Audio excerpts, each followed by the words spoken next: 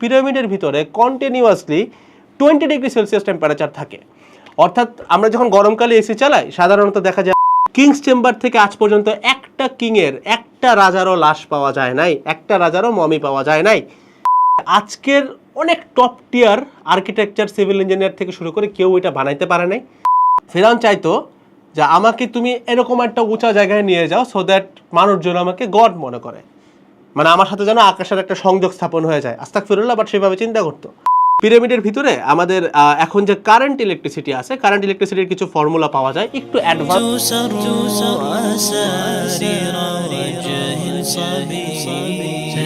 আসসালামু আলাইকুম সবাইকে, welcome to your very favourite episode of the ultimate syllabus.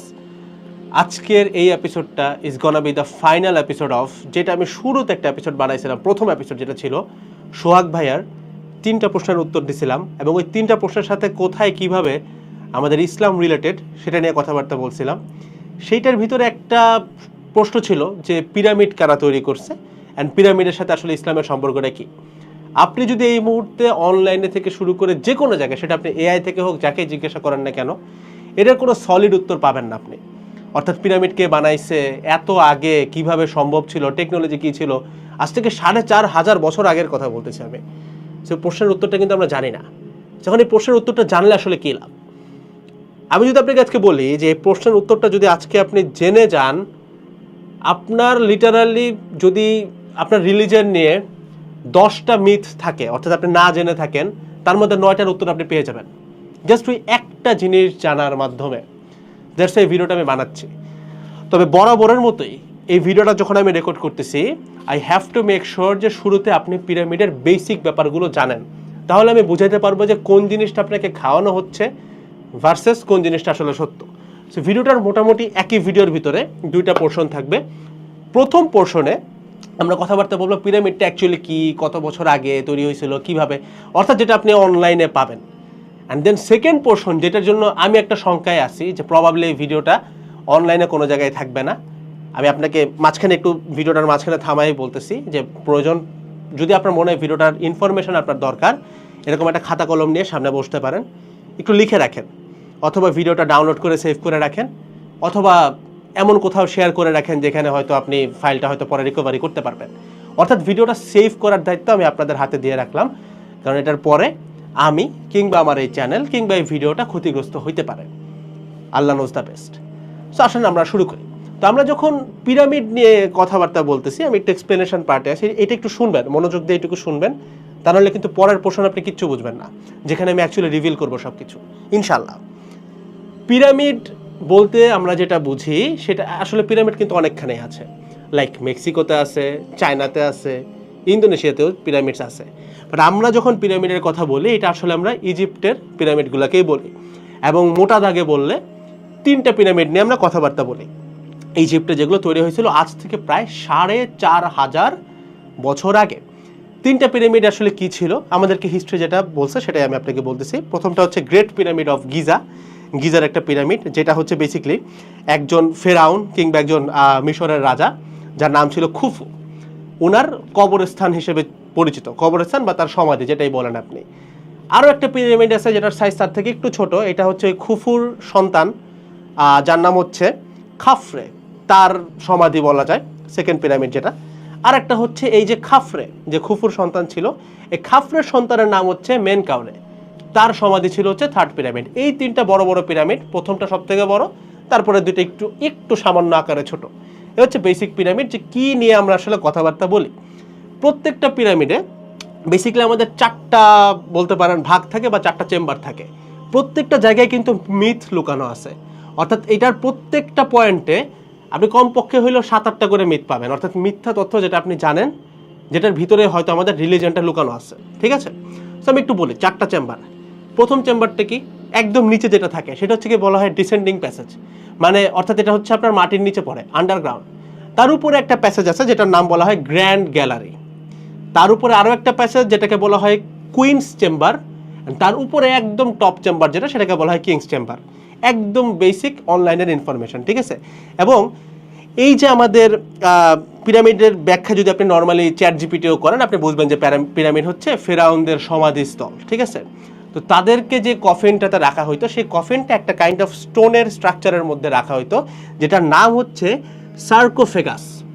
এই সার্কোফেগাসটা খুব এক্সপেন্সিভ একটা জিনিস, এবং পিরামিডকে অনেকে বলে, এটা প্রচলিত আছে, মিথ কি না এটা আমি লাস্টে বলবো, বাট প্রচলিত আছে পিরামিড এতটা কার্সড যে এইটার 3 নাম্বার যে পিরামিডটা, ম্যানকাউরের যে পিরামিডটা, এইটার সার্কোফেগাসটা একটা সময় ইংলিশ একটা শিপ এটাকে চুরি করে নিয়ে ভাগতে গেছিল, পরবর্তীতে এই জিনিসটা শিপ সহ তলায় যায় পানির নিচে। সো এই লেভেলের কার্স এটার উপরে আছে। কেন আছে, কোথা থেকে আছে, এগুলোর এক্সপ্লেনেশনে আমরা সামান্য কিছু বাদেই চলে আসবো। তো আমরা নিচের দিকের যতগুলো চেম্বারের কথাবার্তা বললাম, ওইখানকার যে স্টোনগুলো সেগুলোকে বলা হয় লাইমস্টোন, ঠিক আছে? এগুলোর এক একটার ওয়েট লিটারালি 2 থেকে 3 টন। তবে এই স্টোনগুলো মোটামুটি যেই গিজার ওইখানে যে পিরামিডটা ওটার আশপাশেই পাওয়া গেছে, খুব বেশি দূরে না। বাট যেটা কিংস চেম্বার, যেখানে স্টোনগুলো একদম পারপেন্ডিকুলার, অথবা বাংলায় বললে একদম লম্বভাবে বসানো আছে, সেই স্টোনগুলোর নাম হচ্ছে গ্রানাইট স্টোন, যেটার এক একটার ওয়েট লিটারালি 25 থেকে 80 টন। আপনি যদি সামান্য অঙ্ক বুঝতে চান, অঙ্ক বলে 1 টন মানে 1000 কেজি, অর্থাৎ 2 থেকে 3 টন মানে কিন্তু 2000 থেকে 3000 কেজি। সো আপনি আই গেস পরিমাণটা বুঝতে পারতেছেন। আর আমি যখন লাস্টে বললাম যে কিংস চেম্বারের যে স্টোনগুলো যেটাকে পারপেন্ডিকুলার বসানো হয়েছে, ওইগুলোর ওয়েট কিন্তু 25 থেকে 80 টন, অর্থাৎ 25,000 থেকে 80,000 টন, 80,000 কেজি এক একটা পাথর, একটা সিঙ্গেল পাথর। এবং প্রত্যেকটা জায়গায় ভাই মিলিয়নস অফ পাথর দেওয়া আছে, এবং একটা জাস্ট পিরামিডের সাইজ আপনি তো ছবিতে দেখলে ছোট মনে হয়, বাট এগুলো ভাই প্রায় 10টার মতো ফুটবল গ্রাউন্ডের সমান হবে, মানে এত বড়। 10টা মনে আমি একটু কম বলছি, এই অ্যামাউন্ট একটু 19-20 হতে পারে, বাট এটা ম্যাটার না, মানে দ্যাটস ভ্যাস্ট, অনেক বড়। আর একটা খুব সারপ্রাইজিং ট্রুথ হচ্ছে পিরামিডের ভিতরে কন্টিনিউয়াসলি 20 ডিগ্রি সেলসিয়াস টেম্পারেচার থাকে। অর্থাৎ আমরা যখন গরমকালে এসি চালাই সাধারণত দেখা যায় আমরা 24-25 ডিগ্রিতে রাখি যারা এসি চালায়। সো তার থেকেও বেশি ঠান্ডা। খেয়াল করতে হবে পিরামিড কিন্তু মিশরে, এবং ওইটা কিন্তু মরুভূমির দেশ, অর্থাৎ আশপাশে মরুভূমি, temperature natural temperature 50 degree Celsius, ওইটার ভিতরে লিটারালি এয়ার কুলেটেড টেম্পারেচার বজায় থাকে। এতক্ষণ পর্যন্ত যেই তথ্যগুলো আমি আপনাকে দিছি এগুলো সব ছিল হইতেছে আপনার অনলাইনে যেগুলো বলা আছে, অথবা আপনি পিরামিড সম্পর্কে যখন কোনো কিছু জানতে চান সেটাতে যা যা পড়ে আর কি, সেটাই। এখন এই পোর্শন থেকে আমি এই ভিডিওটাতে যতগুলো তথ্য আপনাকে দিব, প্রত্যেকটা তথ্য থাকবে এটার মিথ ব্রেকিং পার্ট। আমি আমার রিসার্চ যতদূর করছি সেখান থেকে আমি ইনশাল্লাহ এতটুকু বিশ্বাস আপনাকে আমি দিতে পারি যে আপনি উত্তরটা পাবেন। সো শুরু করতে চাই কোরআন মাজিদের একটা আয়াত দিয়ে। আয়াতটা হচ্ছে সূরা রমের একটা আয়াত, যেখানে আল্লাহ হিন্টস দিয়েছেন এভাবে যে একটা সময় মানুষ অনেক বেশি শক্তিশালী ছিল এখনকার চেয়ে, এবং তাদের হাতে শক্তিশালী বলতে খালি শারীরিকভাবে শক্তিশালী না, তারা টেকনোলজিতে উন্নতি ছিল, এবং তারা অনেক কিছু করছে, ফসল বেশি ফলাইছে, অনেক কিছুতে ভালো করছিল। বাট পরবর্তীতে কিন্তু তাদেরকে আল্লাহ মাটির সাথে মিশাই দিয়েছেন, কারণ তারা একটা পর্যায়ে নাফরমান হয়ে গেছিল। সো এখান থেকে হয়তো আপনি ছোট্ট একটা হিন্টস পাইতে পারেন যে আচ্ছা পিরামিড কি তাহলে মানে ওরা বানাইছে জাস্ট বিকজ তাদের হাতে অনেক পাওয়ারফুল টেকনোলজি ছিল 4500 বছর আগে। কিছু ব্যাপার আমি আপনাকে বলি।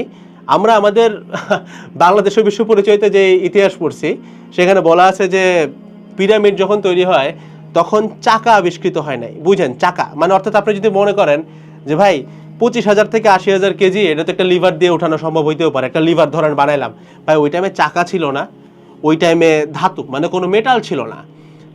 এই দুটা ছাড়া আসলে কিভাবে লিভার তৈরি হয় আমার আসলে জানা নাই, সম্ভব না, মানে অর্থাৎ লিভার তৈরি করা সম্ভব না। কি অনুযায়ী সম্ভব না? আমরা যে তথ্যটা খাইছি সেই অনুযায়ী। অর্থাৎ আমরা যদি ধরে নেই যে ওই টাইমে চাকা ছিল না, ওই টাইমে ধাতু ছিল না, তাহলে ওই অনুযায়ী ভাই লিভার টিভার কিচ্ছু বানানো পসিবল না, কারণ এগুলো তো ছিলই না। আবার পারপেন্ডিকুলার বসানোর জন্য যে লেজার টেকনোলজি আমরা এখন ইউজ করি, আগে তো ভাই গিট দিত, ভাই মানুষ গিট দিয়ে লম্ব মাপতো, ঠিক আছে? একটা টাইম ছিল পিথাগোরাসের আগে যে ওই যে 12 গিটের একটা রশি বানাই দেন, ওখান থেকে লম্ব বানাইতো, ঠিক আছে? এক পাশে 5 আর এক পাশে 4 আর এক পাশে 3 দিলে ওইটা পারপেন্ডিকুলার লম্ব হইতো, পিথাগোরাসের থিওরাম যেখান থেকে আসে। ফানি ফ্যাক্ট, পিথাগোরাসের সাথে আমাদের বয়সের ডিফারেন্স কয়েকশো বছরের বেশি হবে না, বাট পিরামিডের জন্ম আজ থেকে 4500 বছর আগে, যেটার ভিতরে পিথাগোরাসের থিওরাম থেকে শুরু করে আপনি যত কিছু চান তার মেজরিটি পার্টে ওইখানে আছে, মানে a lot of science is there আর কি, ঠিক আছে? Like let me explain it to you. অনেকে এটা কয়েকটা থিওরি আছে, আমি একটা থিওরিগুলো বলি অনলাইনে কি কি থিওরি আছে। লাইক থিওরি একটা যে প্রবাবলি এলিয়েনরা পিরামিড বানায় দিয়ে গেছে, অর্থাৎ অনেকে চিন্তা করে যে পিরামিড যখন হয় তখন ওইখানে এলিয়েনদের আবির্ভাব ছিল, তারা আর কি এত বড় বড় পাথরগুলো আনছে অ্যান্ড অল, এরকম একটা থিওরি আছে। এটা থিওরি 1। থিওরি 2 আছে পিরামিডের ভিতরে আমাদের এখন যে কারেন্ট ইলেকট্রিসিটি আছে, কারেন্ট ইলেকট্রিসিটির কিছু ফর্মুলা পাওয়া যায়, একটু অ্যাডভান্স টাইপের ফর্মুলা আর কি, একদম বেসিক V = IR এই ফর্মুলা না, একটু advance, like you can run a power plant with it, এই টাইপের কিছু ফর্মুলা, কিছু ডায়াগ্রাম আছে পিরামিডের চেম্বারগুলোর ভিতরে। সো দ্যাট অলসো এক্সপ্লেন্স, অনেকে এটা বলে যে পিরামিড প্রবাবলি মিশরের একটা পাওয়ার হাউস ছিল, অর্থাৎ এখান থেকে ইলেকট্রিসিটি দিত। বাট আমাদের হিস্ট্রি বলে ওই টাইমে ইলেকট্রিসিটি আবিষ্কার হওয়ার নামও হয় নাই, ঠিক আছে। দেন আরও কিছু থিওরি আছে, যেমন প্রবাবলি জিন জাতির হেল্প নিয়ে পিরামিড বানানো হয়েছে। সো আমরা যদি সুলাইমান আলাইহিস সালামের আমলটা সময়টা চিন্তা করি, সুলাইমান আলাইহিস সালাম কিন্তু পিরামিডের অনেক পরে আসছেন, সুলাইমান আলাইহিস সালাম, ঠিক আছে। তার আমল, তার যে টাইমটা ছিল, তিনি যখন জীবিত ছিলেন অথবা তিনি যখন ধর্ম প্রতিষ্ঠা করছেন। সো আপনার জিনের থিওরিটা, মানে সুলাইমান আলাইহিস সালাম জিনের উপর অনেক বেশি প্রভাব রাখতেন আর কি, তিনি প্রাসাদ বানাইছেন এন্ড অল। তো অনেকে আবার এই রেফারেন্সটা টানার চেষ্টা করেন যে প্রবাবলি এই প্রাসাদ বলতে অথবা স্ট্রাকচার বলতে মহান আল্লাহ হয়তো পিরামিডের কথা বলছেন। কথাটা অ্যাকচুয়ালি সত্য না, কারণ সুলাইমান আলাইহিস সালাম অনেক পরে আসছে। হ্যাঁ, এইটা আমি অস্বীকার করতেছি না যে পিরামিড বানাইতে জিনের প্রভাব থাকতে পারে, বাট এই জিনটা যে সুলাইমান আলাইহিস সালাম তাদেরকে দিয়ে বানাইছে ব্যাপারটা এরকম না, বরং পিরামিড কোনো নবী রাসূলের বানানো জিনিস হইতেই পারে না। That's a cards thing. আমি আস্তে আস্তে করে সত্যর দিকে যাইতেছে, ঠিক আছে। তো আসেন এখন খোলাসা করে যারা এই পর্যন্ত ভিডিওটাতে আসছেন, আমি আপনাকে সব কিছু বলে দিই ঘটনাটা কী করছে। আমার বলতে আসলে ভয় লাগতেছে আর কি, দ্যাটস আমি বলতেছি না, মানে বলতেছি না বলতে আমি একটু থামতেছি, লাইক আপনি দেখবেন যে আই এম সোয়েটিং অলরেডি, ঠিক আছে, ঘামাচ্ছি। সো দ্য থিং ইজ, আমরা ছোটোবেলা থেকে যখন জন্ম নিয়েছি আমরা একটা থিওরাম পড়ে আসছি। থিওরামটা হচ্ছে এরকম যে থিওরি অফ ইভলিউশন, অর্থাৎ আমাদেরকে শেখানো হচ্ছে যে আমরা প্রথমে গুহা মানব ছিলাম, দেন আমরা আস্তে আস্তে, মানে আমরা দেখতে বানরের মতোই ছিলাম, আমাদের তখন শিকার করা ছাড়া আর কোনো কাজ ছিল না। সো দেন আস্তে আস্তে আস্তে করে আমরা ইভলিউশন করতে করতে আজকে যায় আমরা সভ্যতার শিখরে আছে, অর্থাৎ we are at the top pinnacle. তো আমি প্রথমে আপনাকে এই জায়গাটাতে একটু বুঝাই রাখি, আমরা অনেকে বিজ্ঞানের ছাত্র, আমি নিজে বিজ্ঞানের ছাত্র। তো আমরা কিন্তু এই কথাটা বলার মাধ্যমে আমাদের রিলিজিয়নকে অনেক বাজেভাবে অপমান করি, অর্থাৎ আমাদের নবী রাসূলদেরকে অনেক বাজে, সাল্লাল্লাহু আলাইহি সাল্লাম, তাদেরকে অনেক বাজেভাবে অপমান করি। শুধুমাত্র এইটা বলে না যে আস্তাগফিরুল্লাহ যে ওই আমলের মানুষজন বানর ছিল, শুধুমাত্র এটা বলে না। আপনি একটা জিনিস চিন্তা করেন, যেই মানুষটা সকালে ঘুম থেকে ওইটার টার্গেট যে আমি শিকার করেই খাবো, এই মানুষটার পক্ষে রিলিজিয়ন নিয়ে চিন্তা করা কি সম্ভব? মানে আমি আপনাকে বেসিক কথা বলি, মনে করেন আপনার জব, পড়ালেখা, রিয়েল লাইফে যত কিছু আপনি দেখেন করেন, এই সব কিছু বাদ দিয়ে যদি আপনি আজকে সকালে উঠে নাউজুবিল্লাহ একটা বেয়ার মিনিমাম ড্রেস আপ পইরা আপনার টার্গেট যদি থাকে হাতে একটা বর্ষা হাতে বাঘ মারতে যাবেন বা হরিণ মারতে যাবেন, আপনার রিলিজিয়ন নিয়ে পড়ার সময়টা কই থাকে? তাহলে থাকার তো কথা না, যে কোনো টাইমে এটা হবে ওইটা হবে, তাই না? তো তারা কি কোনোভাবে এখানে অপমান করার ট্রাই করতেছে যে আমাদের রিলিজিয়ন থেকে শুরু করে এটা মিথ্যা? এটা কি একটু হিন্ট পান? মানে এটা শুধুমাত্র এই অপমানটা যে তারা করতেছে ব্যাপারটা এরকম না যে তারা আমাদের আদি পুরুষ অর্থাৎ আমাদের নবী রাসূল সাল্লাল্লাহু আলাইহি সাল্লামকে অপমান করতেছে এভাবে যে তাদের আমলে মানুষজন লাইক বানর টাইপের ছিল, বানরের আবার একটা সুন্দর নামও তারা দেখে আবিষ্কার করছে, ঠিক আছে। এনিওয়ে আমি নাম নিতেছি না, বাট একটা নাম তারা দেয় আর কি। তো দ্য থিং ইজ, শুধুমাত্র ওইটা অপমান না, আপনার কাছে কি মনে হয় না যে অপমান এটাও হইতে পারে যে এইভাবে বলা যে ভাই তারা তো খাবারই পাইতো না আর আপনি আসছেন ভাই রিলিজিয়ন তারা প্রতিষ্ঠা করে গেছে, কেমনে পসিবল? আস্তাগফিরুল্লাহ, but that's a part of it. কিন্তু আসেন, থিওরি অফ ইভলিউশনে বলা হইতেছে যে আমরা আস্তে আস্তে করে চাকা বানাচ্ছি, এটা বানাচ্ছি, এটা বানাচ্ছি, এটা বানাচ্ছি, তাইলে এটা কি সত্যি না? দেখেন ব্যাপারটা হচ্ছে এইটা, প্রথমে একটা সত্য বলে রাখি আপনাকে, যদি কেউ বলে যে পিরামিড বানাইতে জিন জাতির ভূমিকা ছিল, দেখেন জিন অনেক আগে থেকে বিরাজ করে পৃথিবীতে এবং এখনো অনেক জিন আছে যাদের বয়স প্রায় 10,000 বছর, তারা এখনো জীবিত আছেন। তো জিন যে কোনো স্থাপনার পিছনে থাকতেই পারে, এটা অস্বীকার করার কিছু নেই। অর্থাৎ এমন ঘটনা ঘটতেই পারে যে জিন একটি স্থাপনা তৈরি করতেছে, এই অলৌকিক ক্ষমতা আমাদের মহান আল্লাহর আছে এবং তিনি এই ক্ষমতাটা অনেক নবী রাসূলকেও দিয়ে গেছেন। কিন্তু নবী রাসূল কিন্তু পিরামিড বানায় নাই। তাহলে প্রশ্ন আসতে পারে, আচ্ছা কোন একটা খারাপ জিন হয়তো বানাইছে, কেন পিরামিড বানায় নাই সেই ব্যাখ্যাতে আমি আসতেছি। বাট কোন একটা খারাপ জিন তো এই কাজে আসতে পারে, তাই না? আসতে পারে, এটা তো আপনি অস্বীকার করতে পারেন। অর্থাৎ মনে করেন জিন তো আসলে আল্লাহর চোখে জিন কি, আমরা যেমন সৃষ্টি জিনও তো সৃষ্টি। তো তো ধরেন আমি বলতেছি না ভাই মানে 1000 মানুষ কাজ করছে, রহিম হচ্ছে একজন, তো ভাই রহিম ছিল কি ছিল না, তখন 1000 10,000 মানুষের নাম তো মনে রাখা পসিবল না। অর্থাৎ যারা যারা কাজ করছে তাদের মধ্যে জিন থাকলেও থাকতে পারে, না থাকলেও না থাকতে পারে, থাকার চান্সই বেশি। বুঝাইতে পারছি? অর্থাৎ জিন থাকতেও পারে, ব্যাপারটা এরকম। এবার আসেন converting to the next thing আর কি, যে লাস্টের দিকে যদি আমরা একটু আসি, যে what does theory of evolution says. ব্যাপারটা আমরা একটু বোঝার চেষ্টা করি। জিনিসটা এরকম, কোরআন মাজিদ খুব স্পষ্টভাবে আমাদেরকে এই জিনিসটা ইন্ডিকেট করতেছে যে একটা সময়ে আমাদের সভ্যতা পিকের কাছাকাছি গেছে বা পিকে গেছে এবং তারা অহংকারী হয়ে গেছিল। দেন আল্লাহ তাদেরকে লিটারালি মাটিতে মিশাই দিচ্ছেন, বাট কয়েকটা অভিশপ্ত জিনিস আল্লাহ রেখে দিচ্ছেন, যেমন ফিরাউনের বডি। আমরা ছোটবেলায়, আমি জানি আপনি ভুল পড়ছেন কিনা, অনেকে ভুল পড়তে পারে, দেখেন ফিরাউনের মৃত্যুর লিটারালি 3000 বছর পর তার লাশ পাওয়া যায়, ঠিক আছে? সো এই যে প্রিজার্ভেশনটা, পিরামিডও কিন্তু ওইরকম একটা প্রিজার্ভ জিনিস আল্লাহ যেটা প্রিজার্ভ করে রাখছেন, দ্যাট ওয়াজ কার্সড বলতেছে অনেকক্ষণ ধরে। কেন? দেখেন পিরামিডটা আসলে তৈরি হয়েছিল এইভাবে যে একজন ফেরাউনের এরকম কথা প্রচলিত আছে আমাদের কোরআন মাজিদেও এটা আছে, যে ফেরাউন চাইতো যে আমাকে তুমি এরকম একটা উঁচা জায়গায় নিয়ে যাও সো দ্যাট মানুষজন আমাকে গড মনে করে, মানে আমার সাথে যেন আকাশের একটা সংযোগ স্থাপন হয়ে যায়। আস্তাগফিরুল্লাহ, বাট সেভাবে চিন্তা করতো। সো পিরামিডটা এভাবে তৈরি হয়েছিল। বাট আমি আপনাকে খুব ভয়াবহ একটা কনস্পিরেসি থিওরি দিচ্ছি এখানে। আজ পর্যন্ত এই যে 3টা পিরামিডের ব্যাখ্যা করলাম, লাইক খুফু, খাফরে, মেনকাউরে, একটা সিঙ্গেল পিরামিডের ভিতরেও কোনো মামি পাওয়া যায় নাই। অর্থাৎ পিরামিডের তৈরি তো হয়েছিল সমাধি সংরক্ষণের জন্য, বাট এই যে বলছিলাম প্রত্যেকটা চেম্বারের ভিতরে মিথ আছে। কিংস চেম্বার থেকে আজ পর্যন্ত একটা কিংয়ের, একটা রাজারও লাশ পাওয়া যায় নাই, একটা রাজারও মমি পাওয়া যায় নাই। কুইন্স চেম্বার, কোনো রানীর কোনো খোঁজও নাই এখানে, ঠিক আছে? দেন আর কি গ্র্যান্ড গ্যালারি থেকে শুরু করে ডিসেন্ডিং প্যাসেজ, কোনো জায়গায় কোনো সহায় সম্পত্তি কিচ্ছু নাই। সেখানে একটা থিওরি আছে, থিওরি থাকতেই পারে যে ভাই অনেক ডাকাত মাকাত যায়, এগুলো হচ্ছে গিয়ে চুরি টুরি করে নিয়ে পালায় চলে গেছে। কথা সত্য হইতে পারে, আবার এমনও হইতে পারে যে অবভিয়াসলি এটা কার্সড, বাট জিনিসটা মোর লাইক এরকম হইতে পারে যে হয়তো বা এটার ভিতরে ইলুমিনাতির অনেক বড় বড় পোর্শন ছিল, যেটা যদি থাকতো তাহলে আজকে হয়তো সৃষ্টিগুলো অনেক বেশি ক্ষতিগ্রস্ত হইতো। দ্যাটস ওয়াই হয়তো আল্লাহ চাইছেন যেন এই জিনিসগুলো না থাকে, দ্যাটস ওয়াই পিরামিডকে কার্স বলা হয়। যেমন আমি আপনাকে একটা থিওরি দিলাম যে নৌপথে আর কি একটা হচ্ছে কি আপনার সার্কোফেগাস হচ্ছে গিয়ে ডুবে গেছিল, অ্যান্ড পুরো শিপ সহ ডুবে যায় ওটা। এই যে রিস্কি ব্যাপারগুলো, এটা কিন্তু আমাদের পিরামিড ইনভেন্ট করতে যায়, মানে পিরামিডের ভিতরটা ইনভেন্ট করতে যায় বারবার হয়েছে। বলে আপনার মনে একটা প্রশ্ন আসতেই পারে যে ভাই পিরামিড আসলে এত কার্সড কেন? আমি বলতেছি এটা ভালো জিনিস না, এটা খারাপ জিনিস। কারণ শুধুমাত্র এইটা না যেটার ভিতরে ইলুমিনাতি হয়েছে, এইটা যারা এটার সাথে জড়িত ছিল তারা হচ্ছে ফেরাউন কিন্তু একজন না, অনেকেই। এবং তাদের মেইন থিমটা ছিল তারা শিরক করত, অর্থাৎ তারা নিজেদেরকে খোদা দাবি করতো, আস্তাগফিরুল্লাহ, বাট তারা দাবি করত এবং তারা চিন্তা করতো যে তারা এখানে ফর ইটারনিটি এখানে তারা বাস করতে পারবে।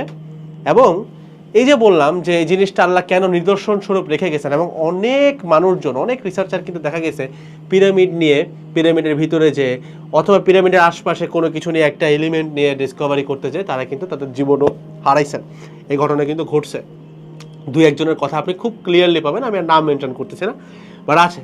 অর্থাৎ এটার সাথে অভিশাপটা জড়িত আছে। এটা কারণ হচ্ছে তারা নিজেদেরকে অনেক বড় জায়গায় নিতে চাইছিলেন, এই কারণেই তখনকার এই সভ্যতাটাকে আল্লাহ একদম মাটির সাথে মিশায় দেন।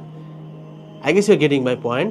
আল্লাহ দেখাইতে চাইছেন যে দেখ তোদের কিচ্ছু নাই, জাস্ট 2-3টা পিরামিড। অর্থাৎ আল্লাহ যা চাইছেন তাই শুধুমাত্র আছে, তার বাদে আর কোনো কিছুর এক্সিস্টেন্স সেখানে নাই।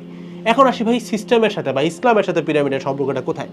নর্মালি বুঝেন, আজকে যদি আপনি বুঝেন যে সভ্যতা একটা সময় তার পিকে গেছে, দেন সেটা ধ্বংস হয়েছে, আরও পিকে যাচ্ছে। দেখেন একদম সর্বোচ্চ চূড়ায় সভ্যতা এখনো যায় নাই বলা যায়, কখনোই যায় নাই। কারণ হচ্ছে সর্বোচ্চ চূড়ায় গেলে কিয়ামত হয়ে যাওয়াটার কথা, সর্বোচ্চ চূড়া বলা পসিবল না। তবে এখনকার থেকে পিকে যাইতেই পারে, কারণ আমরা এখনো পিকে নাই, we are not at the highest point at the moment, তাই না? সো হয়তো সভ্যতা সে তার পিকে গেছে, সৃষ্টিকর্তা তাকে আবারও মিশাই দিছে, কারণ তারা অহংকারী হয়ে গেছে। সো আমরা যদি এই প্যাটার্নটা ফলো করি, আমরা খুব ইজিলি বুঝে যাব যে কেন বিশ্বে আসলে 2টা ফোর্সের মারামারি হইতেছে, একটা সিস্টেম আর একটা মুসলিম। এটা আমি ইজিলি বুঝে যাচ্ছি যে আসলে কোথায় যায় শেষ হচ্ছে।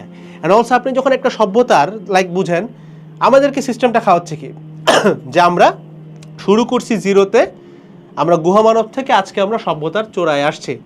সো দেখেন আমরা কোনো জায়গায় কিন্তু এইটুকু জানতে পারতেছি না যে আমরা কখনো টপে গেছি কিনা, যার কারণে আমাদের নিজেদের মধ্যে একটা অহংকার ভাব আসতেছে যে আমরাই সেরা, আমরা অনেক কিছু জানি। সিস্টেম এটা চাচ্ছে আপনি যেন নিজেকে অহংকারী মনে করেন, যেন আপনি এই ধরনের নাফরমানি কথাবার্তা বলেন যে আজ থেকে 1500 বছর আগে 1400 বছর আগের জিনিস দিয়ে আমি এখন কি করবো, আস্তাগফিরুল্লাহ। বাট আপনি যদি কথাটা বলতে পারেন যে তখন তো মানুষ জানতো না, এখন তো আমরা অনেক জানি, এই কথাটা পিচ করার জন্যই কিন্তু এই ইভলিউশনের থিওরিটা খাওয়ানো হয়। বাট আপনি যখন জানেন যে না সভ্যতা এই পর্যন্ত আইসা সে তার চড়চড়ায় গেছে, দেন একদম মাটিতে মিশছে, দেন আবার নিচ থেকে আবার উঠতেছে, তখন কিন্তু আপনি জানেন যে এই লোকরা অনেক উপরে গেছিল কিন্তু নাফরমান ছিল দেখে মিশে গেছে কিয়ামতের অনেক আগে, আমরাও কিন্তু মিশতে পারি। তখন আপনি একে তো পুরো ব্যাপারটাকে প্রেডিক্ট করতে পারতেছেন যে সিস্টেমটা আসলে কীভাবে আগায়, সিস্টেম তৈরি হবে। তখনকার ফেরাউনদের মতো এখন ফেরাউন থাকবে যাদেরকে হয়তো আমরা এখন চিনতেছি না, কারণ তারা এখন আরও চালাক, তারা তো জানে সিস্টেম কিন্তু এই সব কিছু জানে, জানতাম না হচ্ছে আমরা, আজকে আপনারা জেনে গেলেন। যেন আমরা এই জিনিসটা কপি করতে না পারি, আমরা যেন না বুঝে যাই যে কে আমাকে চালাচ্ছে, কেন আমরা এরকম করতেছি, কেন আমার গান শুনতে ভালো লাগে, থাউজেন্ডস অফ জিনিস, কেন আমি সুদ নিচ্ছি, ঘুষ খাচ্ছি, এই জিনিসটা জাস্ট ঢাকার জন্য, মানে ইসলামকে একদম রুট থেকে উঠে ফেলার প্রয়াসই হচ্ছে আমাদের থিওরি অফ ইভলিউশনটা খাওয়াই দেওয়া।